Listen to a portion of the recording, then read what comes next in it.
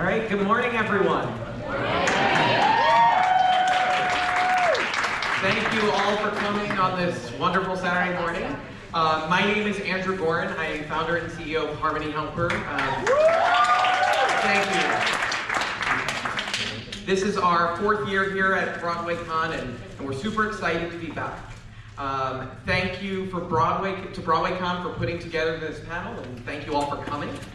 Today we'll be talking about self-care for singers, and that is something that is very close to me. I have a background in performance.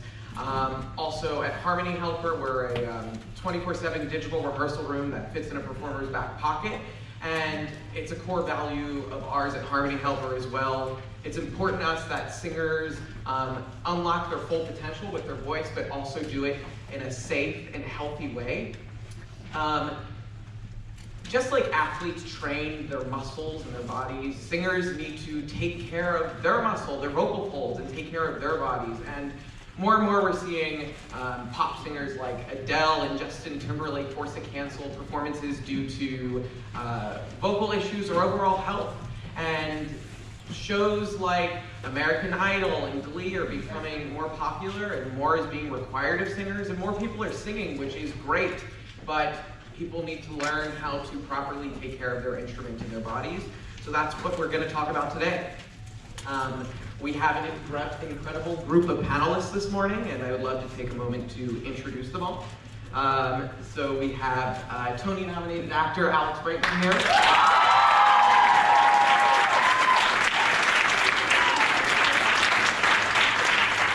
So for those of you who don't know, but I think a lot of you do know, he is haunting up the Winter Garden Theater as the ghost with the most in Beetlejuice the musical.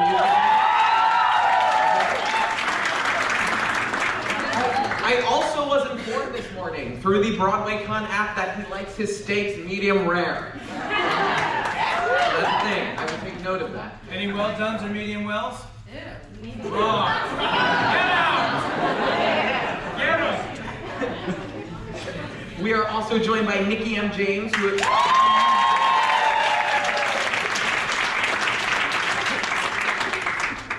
has appeared in Broadway hits like The Book of Mormon and Les Miserables.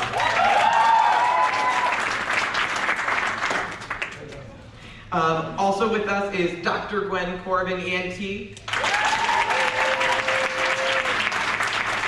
She is a renowned doctor and voice expert. Her Manhattan practice provides care for the full range of ears, nose, and throat concerns. And actually, Celine Dion calls her secret weapon. And then we have, joining us is Amanda Flynn.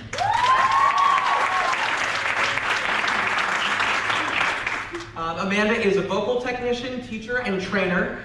She has worked as production vocal coach on Broadway for The Lightning Thief and Be More Chill.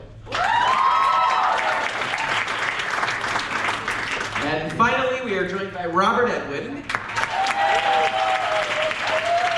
who is a professional singer, songwriter, and voice teacher, and Bianca Ryan, the season 1 winner of America's Got Talent, is one of his many notable students. I'm looking forward to having a really great dialogue. So with that being said, let's jump into our first question.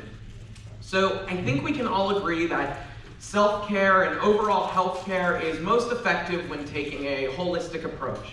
But sometimes it can feel like a full-time job. So let's talk about the importance of overall wellness. What is all of your priorities when it comes to vocal care, self-care, and overall wellness for yourself or your students or clients? I think we can just go down the line if that's how you want to do it. Sure. I was sort of not a student of this practice for a very, very long time. The way I studied was listening to pop, punk, rock, and gospel music and singing as loud as I possibly could with my neck wrenched at various angles to get the notes out. It was a lot of my life until I started figuring out that that was detrimental to the rest of my life. And I started researching and talking to ENTs and vocal pathologists about how to not just have a healthy voice in general, but have a sustaining, maintainable, healthy voice for a career, because when you do a show, it's not once. it's 8 times a week for hopefully many months and years. And that, like any muscle, like every muscle fatigues, all that kind of stuff. And so I learned a lot about, I did a lot of reading at first, and then a lot of listening. And then I was, in School of Rock, I hemorrhaged a vocal cord, which they'll talk about what that means more scientifically and biologically. But it really was a wake-up call to take myself even more seriously. So, being healthy in general makes your body healthy. So my typical thing is I don't treat my body like I'm sick, like with medicine and all that, but I do treat my body like I might be having a cold. So lots of water, lots of vitamin C. I try not to eat after a certain hour or before a certain hour for the show. Little tiny changes to my life have helped just protect the things that make the noise. And so that until that doesn't work, I will change it. But for now, just a very baseline, healthy approach to a healthier body. It's like, how do you lose the weight? Diet and exercise. There's no trick, right? So it's just how do you get better cords and keep them hydrated as best as possible. That's me. Hi. So I spend a lot of time thinking about my tiny little pieces of like flesh that are in my throat, and I think it was like Alex said, and I think what a lot of you maybe understand is like there's a lot of mystery as to how it happens, right? You hear someone, you think there's some kind of innate ability that they have, which is true, but maintaining that, taking care of it, and then for what we do is like keeping up the demands of the schedule 8 times a week without failing, without feeling like you can go out there. There's not a lot of room for mistakes in there. You guys are out there with phones and all kinds of Twitter machines and all this stuff, so we want to make sure we're giving you 100% of ourselves, and that requires from the minute you wake up in the morning, you're thinking about what do I need to do today to be able to do my show later tonight. A lot of that is rest, a lot of that is hydration. For me, it's keeping a really strong fitness regime. I like to work out, getting my blood moving early in the morning, taking really good care of my body, my posture, massage, rest, silence, and then also just like creating an incredible team of people that I can rely on. Really good voice teachers, a phenomenal speech pathologist, and a doctor, an ENT who I would trust with my life because my cords are my life. And like Alex, I also hemorrhaged a vocal fold. I was not doing a musical at the time, which was the thing that was really the thing that shook me out of myself, was that you're a professional voice teacher. When you're using your voice, not just for singing, you are using your voice. I was doing a play down at New York Theater Workshop that involved a lot of yelling in a room that wasn't really well designed for acoustics, and I hemorrhaged a vocal fold, and was terrified, and I didn't know who it would be if I couldn't sing anymore. And I ended up having to have a surgery to remove a polyp that was left behind, which is something we can talk about later. And I've never been more scared in my life. And I've also never been more diligent with like protecting my instrument, being on the verge of possibly losing it. And then I went on to do Les Mis, so which is a whole other thing. Okay, hi everyone, nice to be here. One of the things actually I was going to talk about, which Nikki was talking about, these 2 pieces of flesh, which are really basically 2 small muscles that are covered by mucous membrane. They're literally about 1 inch long, and that's what everybody is always worried about. But we have to realize there's so much that goes into taking care of those 2 little pieces of flesh, 2 muscles. And what I was going to say, which she just had spoken about, was the team approach. It is really important as a performer to have an ENT, I think is usually mostly the quarterback of the group, that an ENT that really knows you, not waiting actually until you have a problem or have a hemorrhage, but go to a doctor, have your vocal folds looked at. I worked with somebody named Wilbur James Gould, who was one of the founding fathers of voice. He started the Voice Foundation. He was very instrumental.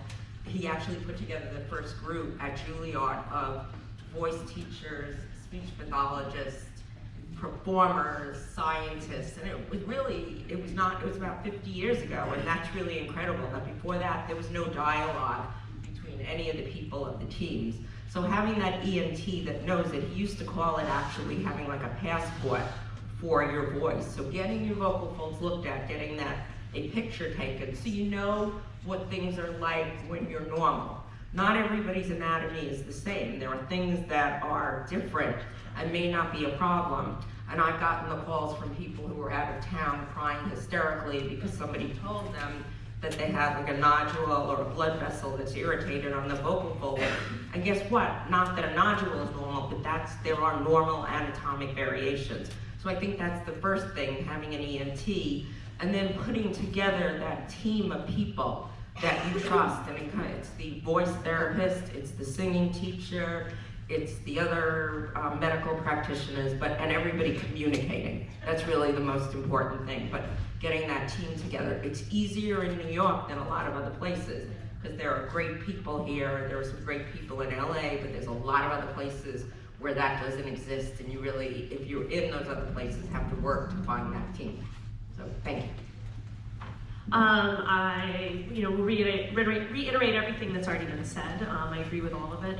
My job as a voice teacher and a voice trainer, I always like to say that I have the absolute privilege to sort of be in the trenches with my singers, and definitely when I'm working on a show, I'm there sort of as a resource for the actors in the show, and so I'm kind of in the trenches with them and dealing with I have this postnasal drip, should I call out? Am I doing my show? How do I handle this? And so I think that something that I have kind of learned in helping singers navigate through this is that everyone is a little different with what they need, and I think that that's really important as far as like what diet works best for you, right? What diet makes you feel like you can perform at your peak, right? What sort of body work do you need? Does massage work well for you, or do you prefer acupuncture, or do you like both, right? I always say to people that I'm only as good as the people around me, and I have luckily an amazing sort of network of people that I am referring my singers and actors to all the time. Massage therapists, particularly those that specialize in laryngeal massage, right, and specialize in working with singers and actors, acupuncturists, Alexander technique, nutritionists, dietitians, laryngologists, voice therapists, all these people that because I can't do everything. No one can do everything, right? No laryngologist can do everything. No voice therapist can do everything, so we have to have a community of people. And so it's really important for me that when my singers are particularly doing something really demanding, 8 shows a week, that they do have their team built. I try to encourage everyone to start building their team right out of the gate at the beginning of their career, again, because we want a baseline, we want to know what things work for you. Sometimes there's trial and error with figuring out what makes you feel like you can perform at your peak.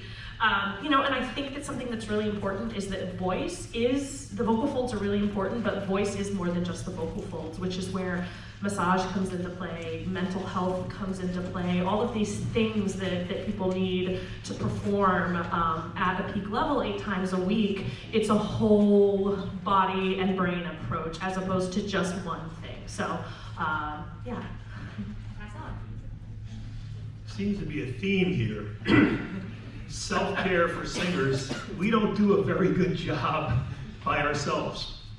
And I think that's what I'm hearing from an awful lot of people. And I've been teaching for 45 years, and I have rarely had a student come into my studio that could take care of themselves. So self-care for the singer is really what everybody's talking about here. We don't do a very good job of it ourselves, so we need help.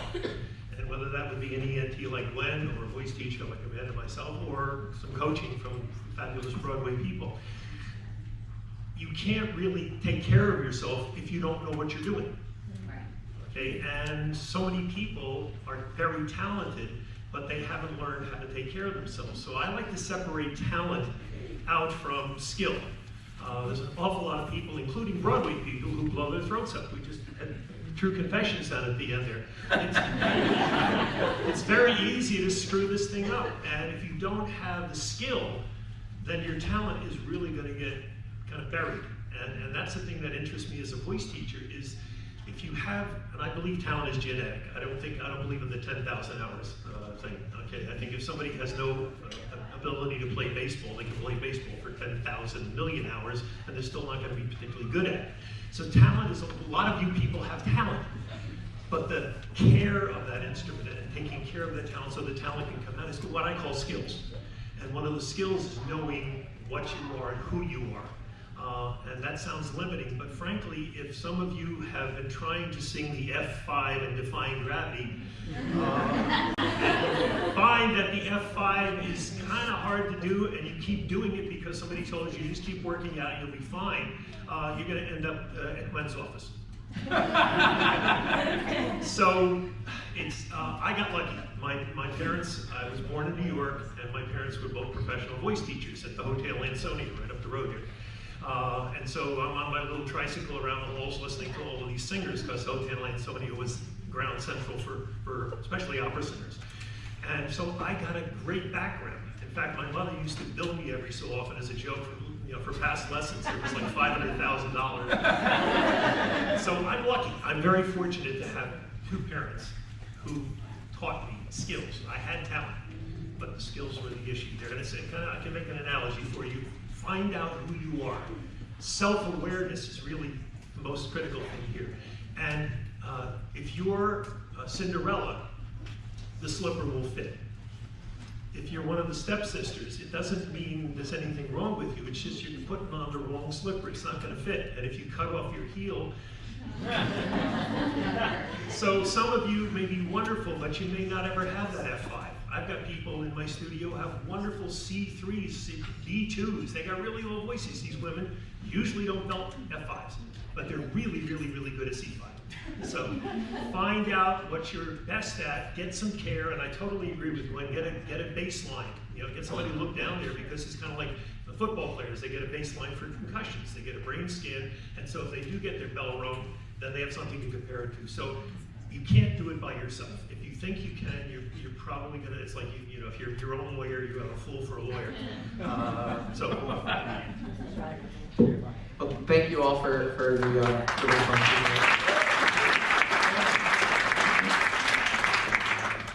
So what is the biggest challenge when it comes to taking care of your voice for Alex and Nikki? Well, what is something that you constantly have to remind yourself or you forget? And then for everyone else, what do you find you always have to remind your students or clients? I have one, and it's quick. I work with my vocal pathologist on one thing and one thing only consistently, other than everything else, but the one thing that maintains is throughout any time we are together in her office, when I'm getting a scope, anything, what she has on her phone is ambient sound from a restaurant of people talking and clinking, and it's this long, droning thing that you'd hear, and it sounds quiet, but she keeps it on throughout our lessons so that I know you unconsciously speak at a higher volume in restaurants and you don't realize you're doing it. And it's not the show that kills my voice. It's anything after the show, when I'm speaking backstage, at a restaurant. I'm usually never at a party after the show, but if I am, during any sort of like award season, sometimes you are. And to remember that your voice has to stay at what we call in our lessons an optimum volume that is good for both people listening to you, but also for your voice in the future. So we keep this running thing, and that's a constant trouble spot for me, is that I like to talk louder and faster if I'm in a bigger room with a lot of people talking. So that's my big ongoing quest. I think for me it's knowing when enough is enough and not trying to be a hero. Knowing that, your producers and your and your audience, that you not being able to be at 100% does not serve anyone. Knowing when it's time to just say, I need to not be doing the show tonight. I know, as we're humans, and so 8 times a week, 52 weeks a year is a lot for anyone, and some people are doing epic, incredible, and crazy things on stage. Things that I'm just what? I can't believe it! And that sometimes we want to be performing all the time, and so sometimes being able to say, I need to take a knee today, and trust that your audience and also your cast. We have incredible understudies. There's no such thing as a second stringer in this business, and so for me that was a big thing. Was that knowing in that way how to take care of myself. Well, I would say I've actually given talks about vocal health and vocal rest, and I have a slide that says the show must go on with an exclamation point, or the show must go on with a question mark. And so I think one of the things that in my practice, people come in and they're like, you can't tell me I can't perform. And I'm like, well, you know what? Nobody is superhuman. And one performance that you go out there and you try to do that you hurt yourself is not worth a whole career. Literally, like Nikki just said, there are great understudies. I've been in situations though where somebody comes in and says there is no understudy, and it's like then, you know what? They have to cancel the show, and it's happened. It's happened rarely on Broadway because there's almost always understudies. They did actually have to once cancel a performance because they didn't have the understudies' costumes ready and they weren't going to fit. But my job is to protect my patients, and I want to give them the opportunity or the out. The other thing is that sometimes, and in this business a lot, I get sent people by the producers. And the producers, their goal is to get that person on the stage. And to me, no matter who has sent them, who's paying their bill or anything, the most important thing is that I'm protecting my patients. There's a notorious Broadway producer who I see out at places, and he looks at me and says, don't talk to me because you're gonna tell me one of my performers can't go on. Runs away. So I'm like, and they've sent me the people, and it's my job to make sure that I preserve my patients no matter what. And there are times where the show must not go on, at least for that person, to protect them. Yeah, I mean, it happens all the time, and definitely in working on shows when I am sort of there as the sort of go-between between the producers and the creatives and the you know, the performer and the doctors, and I'm the one trying to communicate everything. You know, the performer, the singer, the actor is always the prime concern, because you know, that is the best way to take care of the show, is to take care of the actor, right? And sometimes that means missing shows, and it just means missing shows, and it is what it is, and then they get back, and the audience, you know, has a great experience no matter what. You know, I give a lot of vocal health talks and workshops. I go a lot of places and do different things talking about vocal health, but, you know, when it comes to, like, the things that I find I'm saying all the time, you know, you would be surprised at how often in my day-to-day life, I'm just reminding people the basics. Drink water, run your humidifier, use your steamer every day. I mean, these are things that we say, and they just seem so basic that they seem like they wouldn't do anything. It just seems like, it's fine, I drink plenty, I have a couple glasses, you know, but the reality is that when people really start doing those things, they go, you know what? That phlegm got so much better. And I'm like, I know, it's why I've been telling you to drink water for months, right? And these are things that everybody hears, and it just goes in one ear and out the other. And so that's the thing that I find I'm always just coming back to, is kind of, you know, I'm a little on repeat with these sort of basic things that we all know that just seem so basic, they seem like they wouldn't have any impact. So that's the thing I'm always coming back to. Drink water, run your humidifier, use your steamer, get some sleep, wash your hands when you get off the subway. Like, truly, all the things that we know that people just forget to do. So, all right. Okay, short survey here. How many people in this room are dancers? You are the smartest people in the room. And I'll tell you why. When dancers come into my studio, they understand so much of what I'm going to tell them already. Gwen has a drinking problem.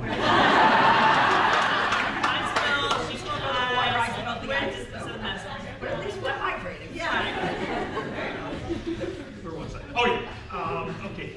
So, yeah, singers are not as smart as dancers, and actors are not as smart as singers. I've just insulted the entire room, but it's true.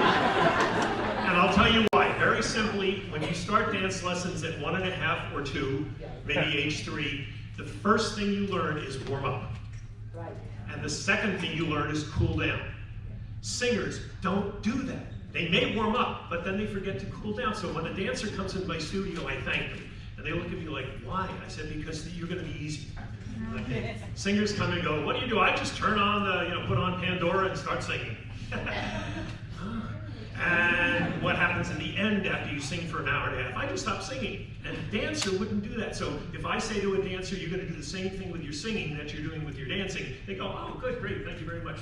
And they move on. So if you're a dancer, you are probably going to be at least a well-trained singer, and you're not going to blow up your throat more than likely. Second point I want to make, and this is very critical to those of you who are trying to learn how to sing, and you figure people like Alex and Nikki should be copied. That's a death sentence.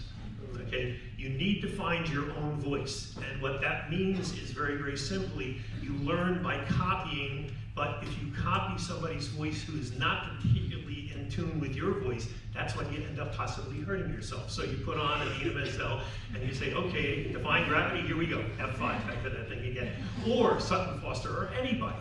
And kids especially, they love to sing along with adults. Kids' voices are different than adults. And if you're copying an adult voice as a kid, you're probably going to hurt yourself. Okay, if somebody says to you, your 10-year-old kid, gee, sounds like a grown-up, that's not a compliment. It's not a compliment. So, big point, find your own voice and then work within those limitations. Continually taking lessons to try and stretch. Maybe you get the F5. I've got kids in my studio who want to sing Annie. It's an F-sharp 5. They hate me, some of you, because they say, I want to do Annie. You can't do Annie. You can't sing that F-sharp 5, and if you do, I'm going to drop you as a student. These poor little girls. Tough love. I love it.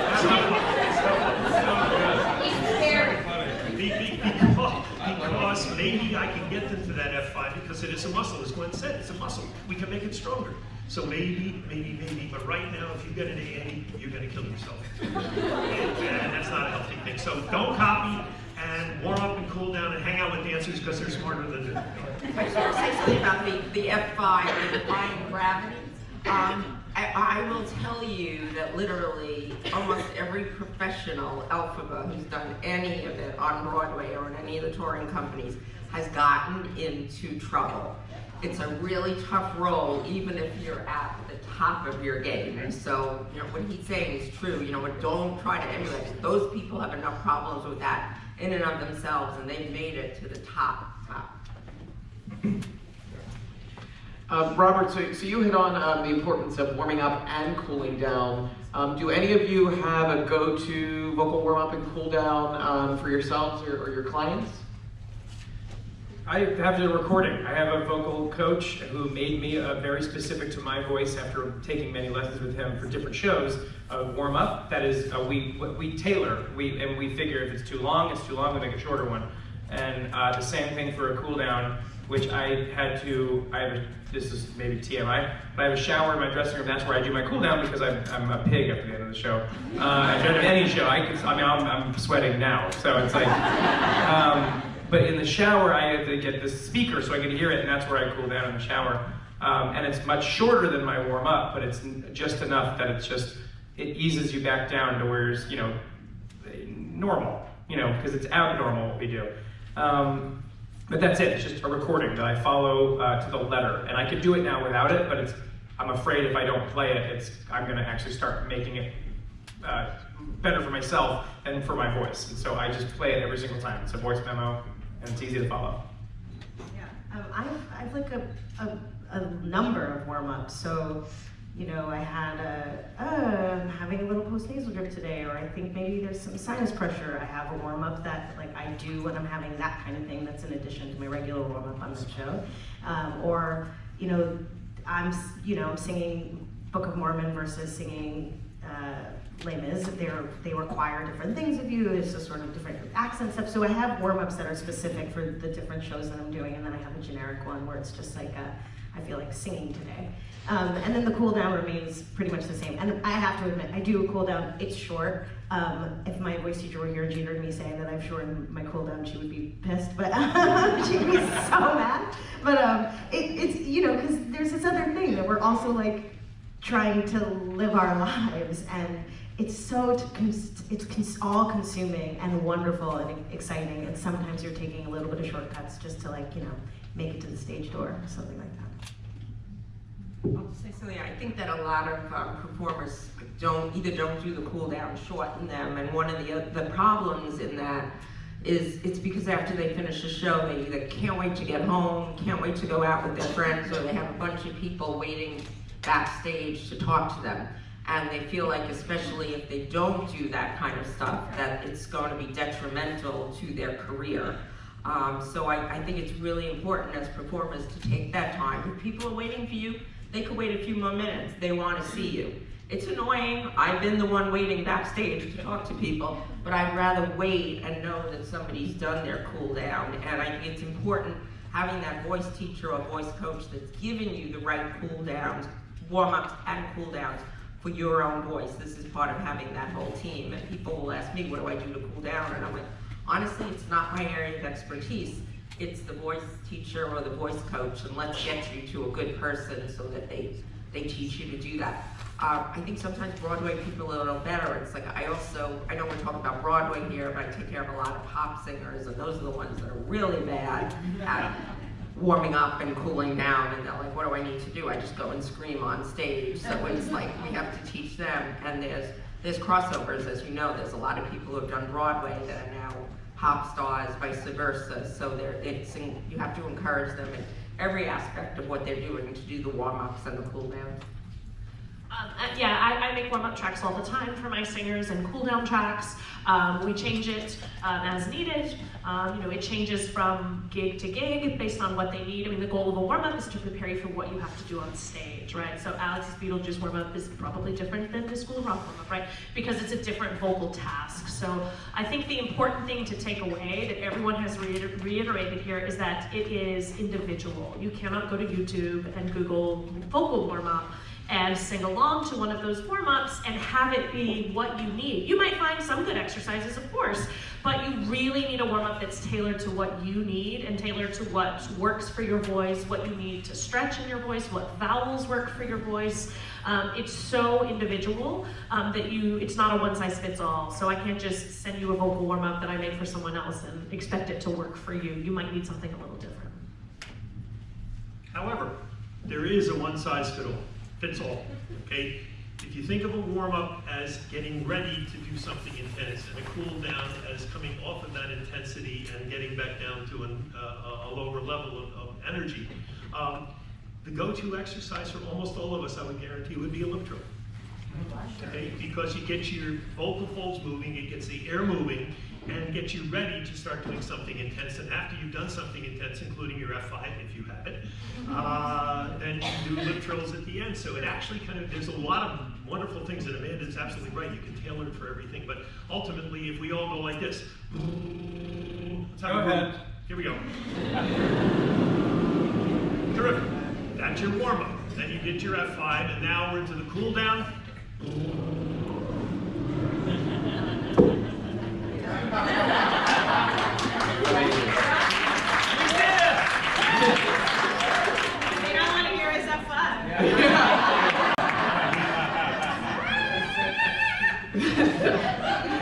So a few people hit on it. Nikki, you hit on it, and a few others about different warm-up tracks depending on the show you're doing, or whether you're a pop singer or singing something else.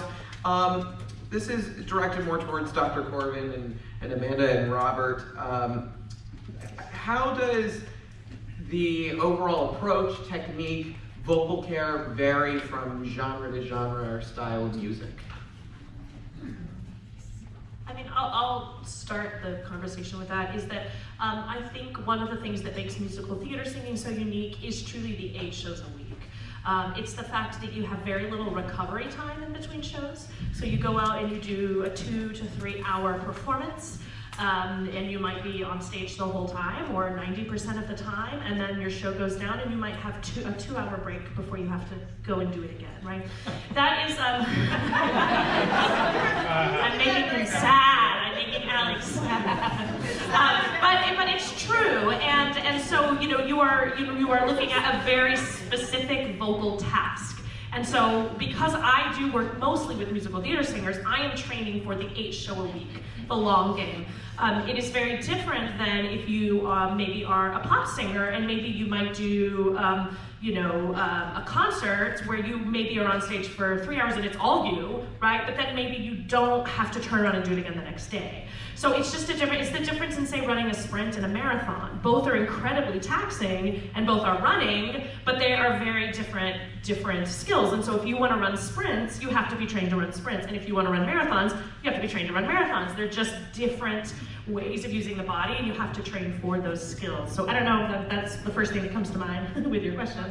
The other thing that comes to mind though too with that is that even though the pop singers and maybe the opera singers aren't singing every day, you have to remember the pop singers usually are on a tour. And when they're on a tour, and same thing goes for Broadway people on tours, and they have to do 8 shows a week, but they're traveling in buses, they're traveling in planes.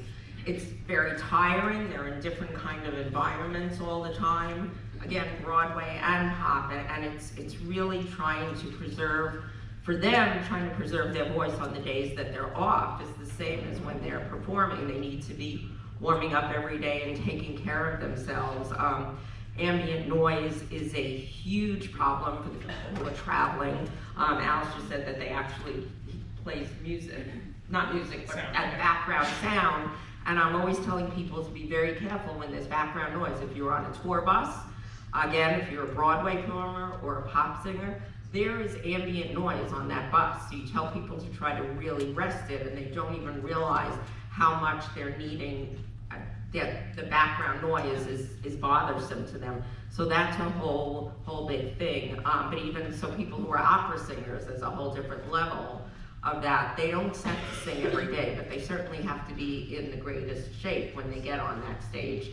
So all of it's important. I think that one of the hardest ones is the Broadway. The 8 shows a week is almost inhuman. I believe in London, at least in the past, the West End, most of the performers were only asked to do 6 or 7 shows. So it's a little easier, and they come over here, the British people, and they're like, oh my God, how do these Americans do it? So yeah, there's that difference as well. Yes. So I'm going to give another shout out to the dancers. I truly believe that cross-training is a way to keep your voice healthy. And most of my dancers tell me, especially my professional dancers, they say, if I'm doing a heavy tap show, I'm going to take more ballet classes. If I'm doing a heavy ballet show, I'm going to take maybe some jazz classes, because what happens is, you all know about carpal tunnel syndrome. It's like carpal tunnel voice. If you keep doing the same thing over and over again, it may not get better. In fact, it's probably going to get worse. So, frankly, I think cross-training for a singer is what dancers do, and singers need to do that. For example, my opera singers belt. Okay, even though their classical teachers tell them that belting will ruin their voice, and I keep saying a bad word. So the reason they belt is because they're using another muscle, and they're using it differently than when they sing opera. Conversely, Bianca Ryan, as much as she hates it, has her opera voice. You will never hear it. Okay, you go on YouTube, you will not hear Bianca Ryan sing opera, but that voice allows her to get that other muscle, that soprano muscle, otherwise known as your cricothyroid muscle, working. And so all of a sudden, Bianca's got much more balance in her voice as a R&B singer than she would have if she strictly did R&B. Conversely, the opera singers have a heck of a lot more balance in their voice, especially my female opera singers, because they're using the TA muscle, which they don't use a whole lot, because most of the time they're singing really high. And so that whole idea of cross-training, I would strongly urge you to do that. Even if you hate opera, you don't have to sing an opera, you don't have to sing God roll me obey. Just make sounds that sound like opera singers, and then balance it off with belting, and then balance it off with your mix, and then do the whole 9 yards, and your voice will remain much more healthy than if you continually do one style of song. So Alex, I have to ask about the Beetlejuice voice. I know you've talked about it quite a bit, and I'm sure a lot of people have watched the Twitter video. But can you talk a bit about the Beetlejuice voice, how you created it, landed on it, and how you stay healthy doing it 8 shows a week, on some days like today, 2 times a day? You know, it's just a filter on the microphone, so I don't know. What if I just dropped that bombshell today? It's pre-recorded, I'm lip syncing. It was a long trial and error, careful process to find something that was so opposite of my real voice, and something that we could find that was sustainable. So I was looking at different ways of certain singers from different countries, and I stumbled upon something called Tuvan throat singing, which is, if you look it up, it's T-U-V-A-N, throat singing. And I don't know I know more technical terms than I did then, but what it sounded like to me was people that were able to make two tones with one throat, which I found fascinating. And what it sounded like, literally, quite literally, sounded like this. And you can hear, if you really break down, there are two tones happening. There's and which is on top of it. Makes it almost like a harmonic tone. I was interested in that idea, trial and error in my own, sounded like a maniac in my apartment building. Figuring out for myself a little bit, trying to figure out if that was working, found that I could generally get that going without feeling like I needed to cough or anything like that. So I said, okay, that's a nice place to start. And then I took that to my vocal coach, who then broke it down biologically for me and told me all about the arytenoid cartilage and the corniculate cartilage, which everybody has. And some people are able to, like wiggling your ears and flaring your nostrils, are able to manipulate it more than others. And I learned how to, I already could, naturally, which was a function of me singing rock and roll as a kid and just trying to be Steven Tyler and listening to gospel and getting up there and using that to sort of, bridge the gap between higher notes. But then, through vocal pathology and an ENT and a vocal coach, found a way to not only just make one tone, but to continue vibrating them as I'm able to independently make words and make noise, so that this turned into this, and it just became natural. And out of a nap, no matter where I am, there's no warming up that really takes place, because this voice is not being really generated by my vocal cords. This vocal cords are down here, they're further down than you think. And this is being generated by a lot of cartilage banging together up here. So I can do it really loud, like this, and if it bangs together, that's what we've discovered is, do they get injured? And if they do, does anybody give a shit? Because there's not really a ton of nerve endings in that cartilage, were I to destroy them, is that gonna matter? And we found out, one, I haven't really brought them to a point that destroyed them, so they're pretty resilient. And two, we think it might not matter were I to really just, cause any sort of minor destruction on them. So far I haven't had to find out because of the training I did over a year. We've done, I think, over, and this is fully, I expect an applause after this. Please actually don't now that I said that because I'll feel bad. We've done over 300 performances and I've only missed 12. But it's because of people like these people to my right, minus Nikki,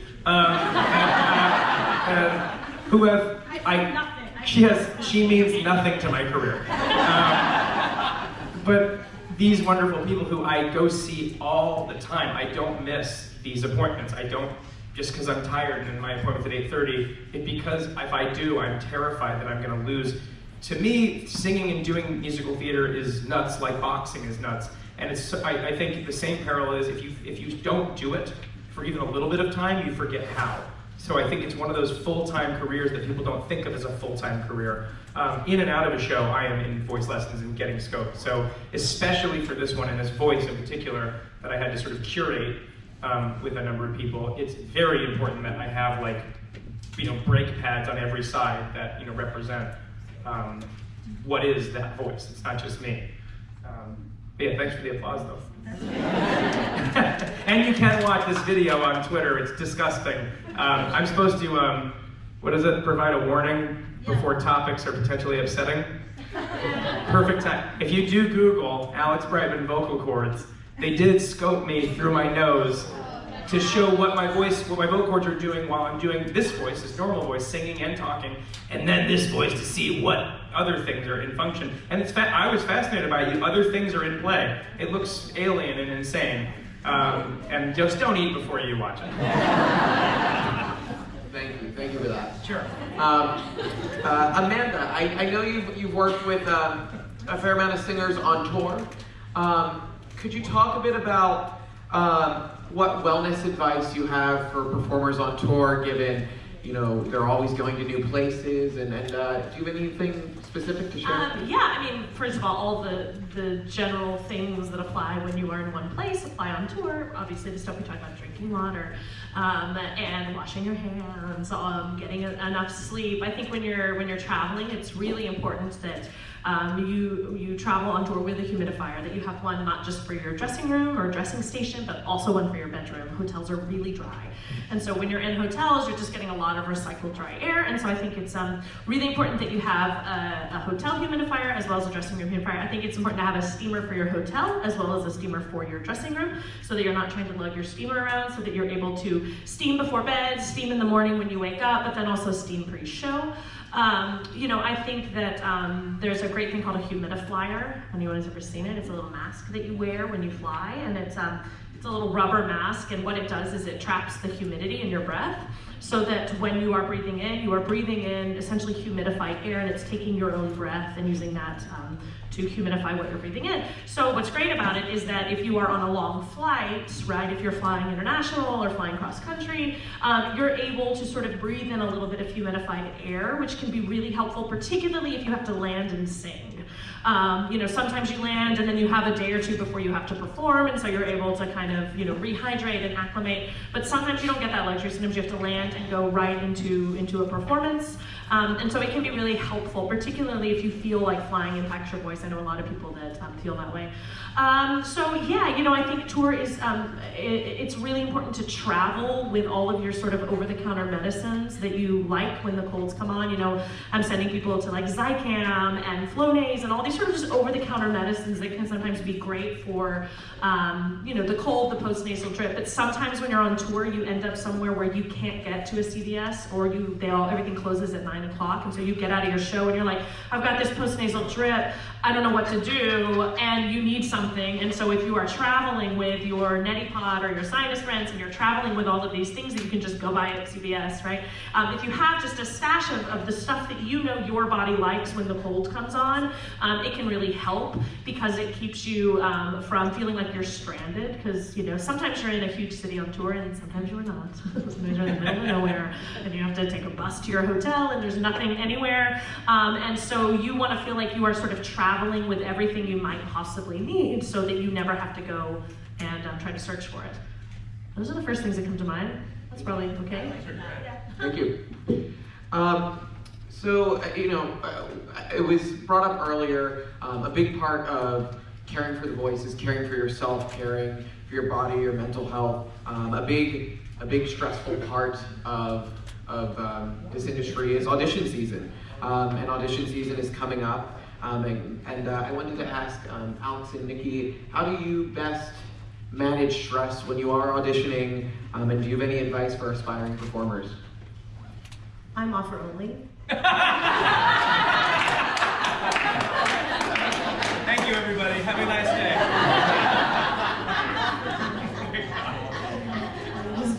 Drag my trophy around. No, I'm kidding.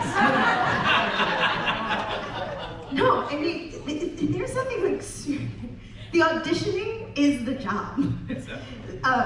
It's the hardest part of the job, is walking into that room and wanting to think about all of your techniques and everything you've learned, and know that you have X number of minutes in this room with these people who have a certain level of expectation. Either they don't know you and you're introducing yourself to them for the first time, or they do know you and you're trying to, sort of match what they expect from you when you walk into the room. And I am a terrible auditioner. I get very, very nervous. It doesn't matter how much sleep I get, it doesn't matter how much water I've drank. I walk into that room, I have a dry mouth, and my hands are sweating, and like the rest of me is sweating, and my heart is racing, and I can't breathe. It's really, really hard, and it's different than having rehearsed a show for 5 weeks and having the support of your cast and crew and knowing what to expect. It's a really different mindset. Things happen to your body that are surprising. Auditioning is totally scary, and the only way I've found to even get through it is being as prepared as possible all the time. And that goes to singing when you're not in performing, taking lessons, being on top of your health, because you absolutely, the worst part is going into an audition being like, oh great, well I gotta sing that F5 and I haven't warmed up in 3 weeks because I hadn't thought about this, or whatever it is. So auditioning is the worst part about the job. I can ease some of your minds if you're nervous auditioners. This helped me, and it's easy to nod and go, interesting, but when you really ingest it, I can help you mentally. And I think a lot of this is mental. I love auditioning, and it's not normal, and I understand that, I'm sorry, I'm not either, but neither is auditioning. It is completely abnormal if you accept that fact. If you are in a fluorescently lit room where nobody looks good, in a place with bad acoustics, with no lighting, no makeup, no context, no before and after, just 30 seconds of you singing an out of context thing without any explanation and then leaving a room. So then when you get the job, you are given all of the tools you should have gotten before, which is completely abnormal. So accept that, one. Two, and this will really help you. If you walk into a room without a job, and you walk out of that room without a job, nothing has changed. But a lot of people go and audition thinking, this role is mine, now don't screw this up. Not true. The role is not yours until it's yours. So, and it probably isn't yours, by the way. It's not anybody's. It's a role. It's subjective. Theater is not objective. So if you just look at it as, this is another piece of practice, and the more I do this, the more comfortable I will get with something abnormal, the better you will just do in auditions. Preparedness has to be autopilot. You should always be prepared. That is nothing, if you're not prepared, then you're doing something fundamentally wrong. But you should just set your mind to, this won't work out well, and then go from there. Because statistically, it won't.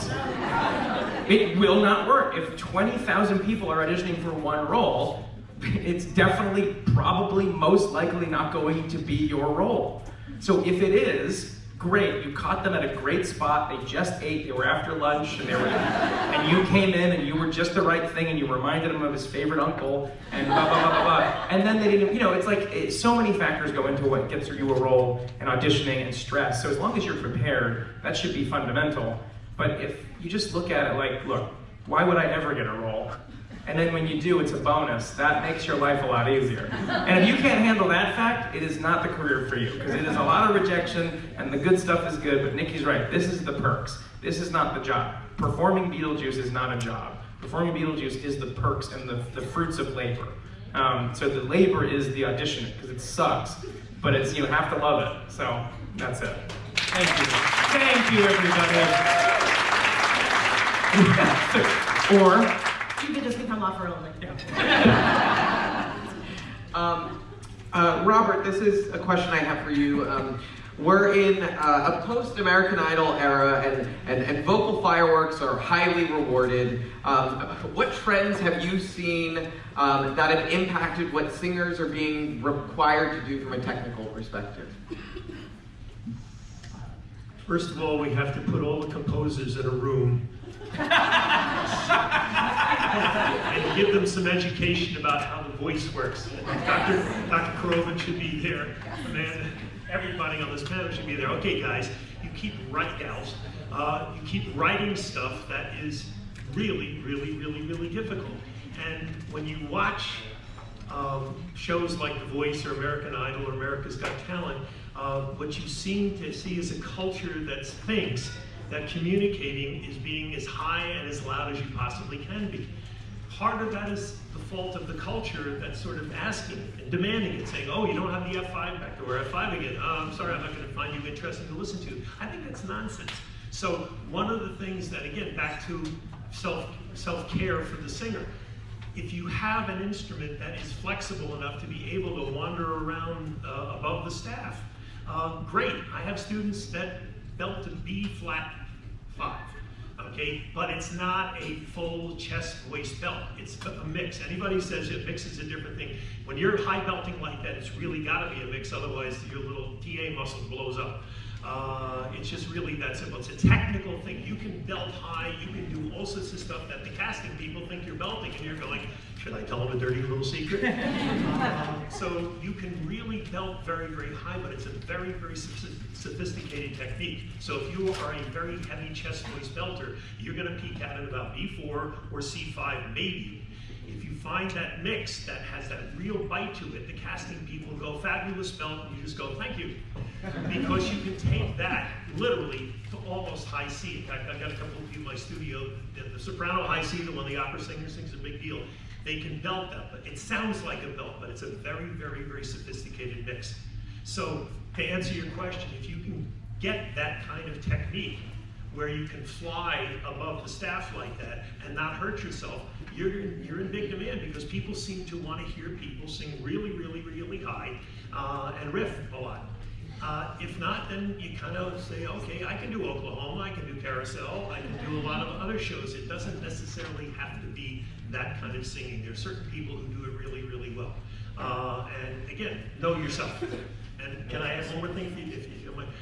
Just a note to parents, piggybacking on what Nikki and Alex said about auditioning. If you're a parent and you have a child, do not tell the child when they go to an audition to be themselves.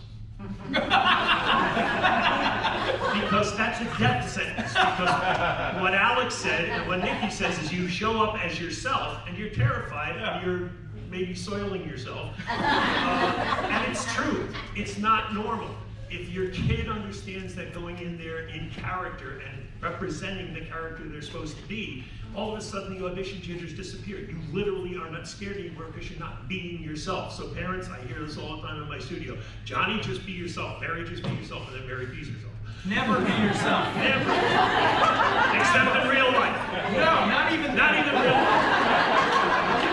It's all an act. It's all. So it just, just for that whole idea of taking care of yourself also means being able to handle auditions. A lot of people get to the point where they're going, I love auditions, they're fun. I go in there and I pretend I'm Cinderella. And I pretended so well I think I'm Cinderella. Being yourself, to me, I may be wrong, is a death sentence for an actor. So I would like to close things out here by asking everyone, what's the most impactful piece of advice you were told, or advice that you give others about taking care of their voice? I have a very quick one. My vocal coach has instilled in me the importance of taking quiet breaths. And it's something I didn't know was a thing. I thought all breaths were quiet until I heard myself back on something he said, that he recorded during a performance of School of Rock when he came to check in on me. And you just hear, and the more I'm doing that, because exhausted, and the more the breath moves up in my chest, and the more I can't get a full breath, and the minute I changed that, it has changed everything about not just doing Beetlejuice, but doing anything that involves singing. A quiet breath means a quieter and more prepared, sort of what they call an onset when you're singing, for your chords to come together and start singing. And the more you have a handle over a quiet breath, and you can look this up, I don't have time to explain it, but you will succeed quicker if you have a harness on that. Oh, sure. It's all. I think the breath is like the number one thing. For me, it's like it's beyond even just the technique things. I really do. For me, a lot of it is taking care of your own mental health and your responsibility. The most important thing a person ever said to me was that you will learn the power of the word no. You can't do everything all the time. And it is your right to say, that's not something that works for me today or with my body. No director, musical director, anybody has like complete and total control over you and what you can do or should do at any point in time. Be respectful, but sometimes you have to say no. I am actually a very big proponent of rest in a lot of different ways. Vocal rest, one thing, taking periods of time. I think you mentioned I've been Celine Dion's doctor forever and ever, and I'm the one, if you read about the fact that she goes on like a day of vocal rest prior to one of her concerts, it's actually because of me. It's very frustrating because one time I called her and they said you can't speak to her, she's on vocal rest, and I'm like, wait, but I'm the one that told her, I put her on the phone, and she was tapping, one yes, no. But anyway, it's not only vocal rest, but body rest. Just giving yourself the permission to take those periods of time and not, there are times, like Nikki just said, saying no. Putting yourself on that rest versus running, and running your voice and running your body. Yes to all these things. Something to add would just be leading your life with mindfulness about your voice. The idea that you only have, as one of my very good voice therapist friends says, you only have so many dollars in a day, vocal dollars to spend in a day, and you have to spend them wisely. And so just leading your day with the sense of, I'm going to do nice things for my voice. I'm going to be mindful of how much I'm using my voice. If my voice feels tired, I'm going to rest. I'm going to drink some water. Just a general sense of mindfulness about your voice. I think that helps everybody, whether you're a performer or not. We all have to use our voices in our day-to-day lives. And so when you are just a little mindful about how much you're using your voice, I think it makes a really big difference. Real quick, singing is good for you. Every neuroscientist on the planet is finding out that when you sing, you actually feel better. So I would encourage everybody, including people who don't think they can sing and are totally pitch challenged and really need harmony helper, sing because it's good for you. If you get a chance to be in the elite group of people, like Nikki and Alex and Amanda, then you are at the top of your profession. But even the person who's doing community theater or singing in the shower, it's just flat out good for you. It's healthy, it's your own therapy, and it's a lot cheaper than a psychiatrist. Well, Thank you all for participating today. It was an awesome discussion. And thank you all for coming.